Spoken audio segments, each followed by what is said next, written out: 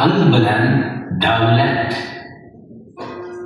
Assalomu alaykum aziz bolajonlarim. Hozir men sizlarga aql bilan davlat deb nomlangan ertagimni aytib beraman. Bor ekan, yo'q ekan, och ekan, to'q ekan. O'tgan zamonda Marg'ilon tomonda bo'lgan ekan. Bu ikkisi insonlarning eng yaqin do'sti bo'lib, aql inson idrokini boshqarsa, davlat uning boyligi ko'p bo'lishini ta'minlab turar ekan. Bir kuni aql bilan davlat ko'chada uchrashib qolishdi. Ikkovlari bir-birlarini sog'ingan ekanlar. Uzoq vaqt suhbatlashib o'tirishdi. Keyin nimadir bo'libdi-yu, gapdan gap chiqib, bahslashib qolishdi. Voy aql, insonlarga sening umuman keraging yo'q. Ular sen bilmasang ham bir amallab yashayverishadi. Voy bilishdim ham, aql shart emas. Tiling uchun men sendan ustun turaman. Sen esa keyingi o'rinda turasan. Adashasan do'stim. Inson hamisha aql bilan ish yuritish kerak. Bo'lmasa, boy bo'lsa ham ularni joy-joyiga qo'yib tejab ishlatmaydi. Shunday ekan davlat, men bo'lmasam holing xarob bo'lishini unutma. Agar gapimga ishonmasang kel, kuch sinashamiz. Mayli. Davlat bilan aql o'z kuchlarini amalga sinab ko'rish maqsadida yo'lga tushishdi. Ular yo'l yurishdi.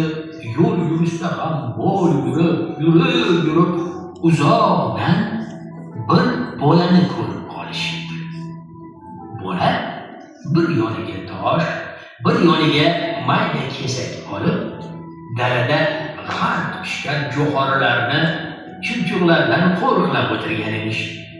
Davlat bilan aql uning qarshisida to'xtab, kuchlarini amalda sinab ko'rmoqchi bo'lishdi. Mana kim haqligini sinaydigan vaqt ham keldi. Shu boladan insonga davlat kerakmi yoki aql? Bilib olamiz. Qani davlat, qo'y hunaringni ko'rsatchi. Mayli. Darhol ishga kirishdi. Uning sehrli ishorasi bilan bolaning har bir otgan toshi tilla, har bir kesagi esa gavharga aylanib yerga tushaveribdi. Bola esa ularga parvo ham qilmay tilla-yu gavharlarni chumchuqlarga otib, ularni purkitish bilan ovora bo'libdi. Mana endi bu boladan aql ketib, faqat boylik qoldi. Ko'ramiz, endi nima bo'larkan? Mayli. Sayrga chiqqan ekan. Tasodifan yo'li shu Makka Jo'xorizor yonidan o'tibdi. U bamayli xotir dalalarni tomosha qilib ketayotsa, yoniga tilla kelib tushdi. Bu ajoyib. Osmondan tilla yog'iryaptimi? Mana buni qarang. Yo tavba. Buni kim otyapti ekan? Boyligini kim taraf-taraf qilyapti? Mulozimlarim, labbay shohim. Tezda buni aniqlanglar. Qo'y biladi shohim. Mana. Bu bolada gap ko'pga o'xshaydi. Ushlagan narsasi tillaga aylanayapti. Buni o'zim bilan olib ketsam bormi? Olamdagi eng qudratli hukmdorga aylanardim-da. Oy bola, men bilan saroyga ketasan-a? Ha, ketaman. Ketdik. Bola bilan gaplashmas. Bu narsalarga aqli yetmaganidan odamlar orasida Bu boladan xavotirdaman-da. U hech kulmaydi. Balki bunga yozish, chizishni o'rgatamiz. To'g'ri aytasiz, Shaman shohim. Boringlar, uni maktabga olib boringlar. Xo'p biladi, Shaman shohim. Shaman shohim, itga qancha yozishni, o'qishni o'rgatdik, lekin u o'rgana olmayapti. Balki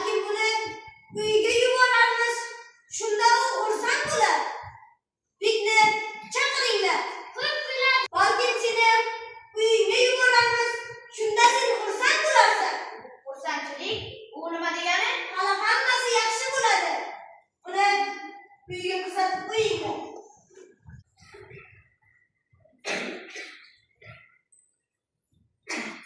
Voy bola, sen kimsan? Qorong'u kunda, kimsasiz cho'lda nima qilib yuribsan? Bilmayman. Hech nima bilmayman. Shu yoshingda hech narsani bilmaysanmi? Galvasi kelsan. Ha ha ha ha. Nega endi buyumlarni tillaga aylantirishni bilaman. Mana, qarang. Ye, axir bu tilaku. Sen zo'r bola ekansan. Tezda bu bolani o'zimizning qarorgohga olib ketinglar. Qaroqchilarga yordam ber.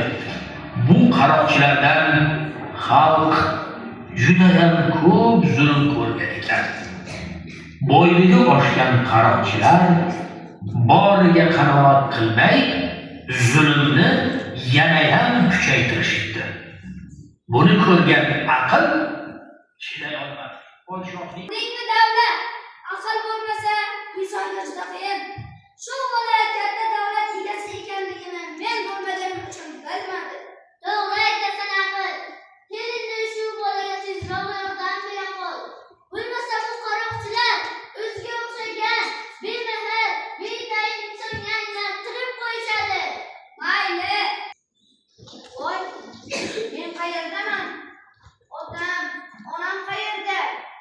Bu yerlar begona joylarga o'xshaydi-ku. Voy bola, senga bergan bir qop toshni tillaga aylantirdingmi? Qanaqa tilla? Men hech nima qilganim yo'q. Ye, sen hali men bergan ishlarni bajarmayapsanmi? Voy dalaga sayay, tezda bu bolani oyoq qo'llarini bog'lab, zindonga tashlanglar. Nega? Men hech qanday gunoh ish qilganim yo'q-ku. Iltimos, meni qo'yib yuboringlar. Uyda qari enam yolg'iz qolgan. Yana chug'urlarni chumchuqlardan qo'riqlashim kerak. Iltimos, javob beringlar. Yo'q, seni zindonga tashlaymiz. qaroqchilar qarorgohidan qochib ketdi.